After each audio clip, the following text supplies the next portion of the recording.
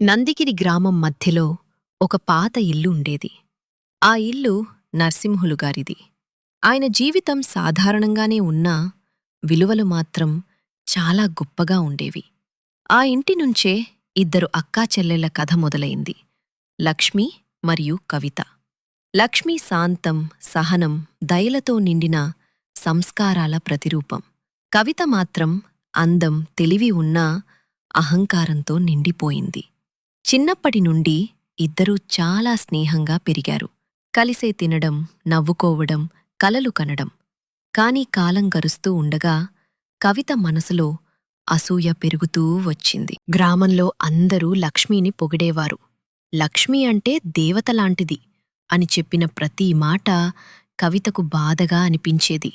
నేను కూడా అందంగా ఉన్నాను, తెలివిగా ఉన్నాను, మరి నన్నెందుకు ఎవరూ గుర్తించరు అని ఆమె మనసులో బాధపడేది. లక్ష్మీకి ఇవన్నీ తెలుసు. కాని ఆమె మౌనంగా ఉండేది. కాలం గడిస్తే నా చెల్లి మారుతుంది అని ఆమె నమ్మకం. ఒకరోజు నర్సింహులుగారు ఇద్దర్నీ పిలిచి వారి పెళ్లిళ్ల గురించి చెప్పారు.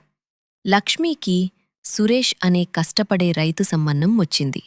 కవితకు మాత్రం రాజీవ్ అనే ధనవంతుడైన వ్యాపారి సంబంధం వచ్చింది. కవిత గర్వంతో మెరిసిపోయింది. లక్ష్మీ మాత్రం ప్రశాంతంగా అంగీకరించింది. పెళ్లిళ్ళయ్యాక లక్ష్మి చిన్న ఇల్లు, సాధారణ జీవితం కాని ప్రేమతో నిండిన కుటుంబంలోకి వెళ్ళింది. సురేష్ తన వద్ద ఎక్కువేమీ లేదని చెప్పినా లక్ష్మీకి అతని ప్రేమే పెద్ద సంపదగా అనిపించింది. మరోవైపు కవిత పెద్ద భవంతిలోకి వెళ్ళింది. అక్కడ సంపద, సేవకులు, ఆడంబరాలు అన్నీ ఉన్నాయి. కాని ఆ సంపదతో పాటు ఆమె అహంకారం కూడా పెరిగిపోయింది. చిన్న విషయానికే కోపపడటం, సేవకులతో దురుసుగా మాట్లాడటం ఆమెకు అలవాటైంది. కొన్ని నెలల తర్వాత పండగకు ఇద్దరూ పుట్టింటికి వచ్చారు.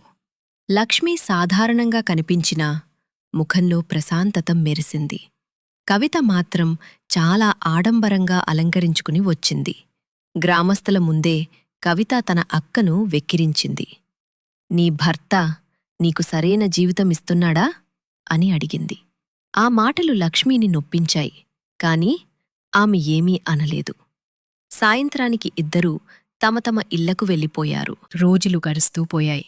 లక్ష్మీ జీవితం కష్టాలతో నిండినా ఆమె ఎప్పుడూ ఫిర్యాదు చేయలేదు.